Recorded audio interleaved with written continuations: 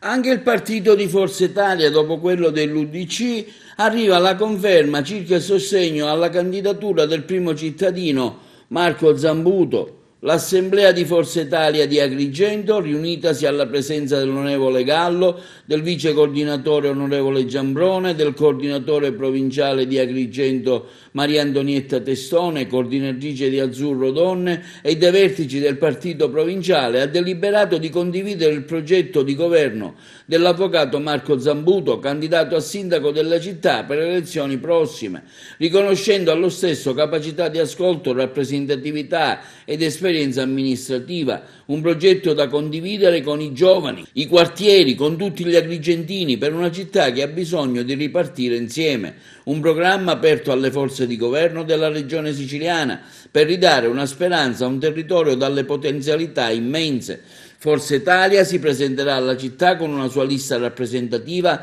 di tutte le migliori energie, composta da candidati che hanno da sempre dedicato il loro tempo al miglioramento e al servizio della nostra città di Agrigento. Intanto anche l'UDC, per via del coordinatore regionale onorevole Decio Terrana e l'onorevole Margherita Larrocca Ruvolo, ha già dato il suo consenso alla candidatura dell'ex sindaco Zambuto. Per Terrana e Larruvolo il suo staff dichiarano che accogliamo con entusiasmo e determinazione l'appello lanciato da Zambuto e condividiamo la sua proposta di candidatura a sindaco in occasione delle prossime elezioni amministrative in città e nutriamo fiducia e stima nella persona di Zambuto sia sotto il profilo politico che amministrativo, sia per la capacità di ascolto e di attenzione che dà alle istanze provenienti dal territorio per le sue doti umane dimostrate.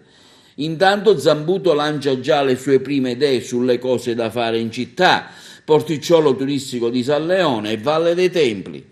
Ma secondo me quello del porticciolo turistico unitamente al porto di Porto Empedocle è uno dei temi che dovremo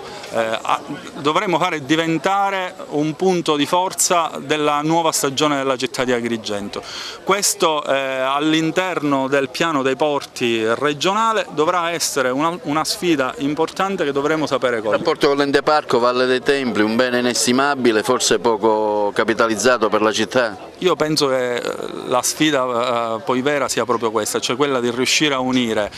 città con Valle dei Templi.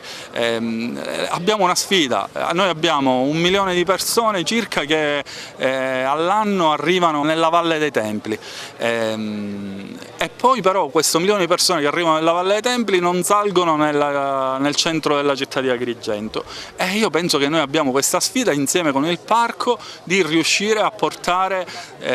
invece un'economia anche all'interno della città.